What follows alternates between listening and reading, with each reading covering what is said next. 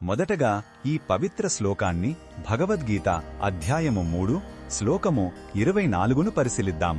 కర్మయోగం అనే ఈ అధ్యాయంలో గొప్పవారు ఎలా నడుచుకుంటే సామాన్యులు కూడా వారిని అనుసరిస్తారని శ్రీకృష్ణుడు వివరిస్తున్నాడు. ఈ క్రమంలో తానే ఒక ఉదాహరణగా నిలుస్తూ ఈ విషయాన్ని స్పష్టం చేస్తున్నాడు.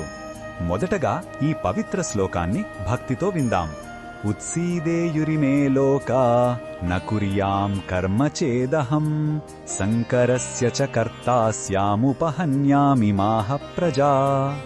ఈ శ్లోకం అర్థమేమిటంటే, ఒకవేళ నేను నా నియమిత కర్మలను చెయ్యకుండా ఉంటే ఈ లోకాలన్నీ నాశనమైపోతాయి. నేను అలా చెయ్యడం వలన సమాజంలో వర్ణ సంకరం అంటే విధులలో గందరగోళం ఏర్పడటానికి నేనే కారణమవుతాను. తద్వారా ఈ జీవులన్నింటినీ నాశనం చేసిన వాడిని అవుతాను అని శ్రీకృష్ణుడు తన బాధ్యతను గురించి చెప్తున్నాడు. ఈ శ్లోకంలో ఉన్న భావం మనకు ఏమి చెప్తుందంటే, నాయకత్వ స్థానంలో ఉన్నవారి చర్యలు సమాజంపై తీవ్ర ప్రభావాన్ని చూపుతాయి.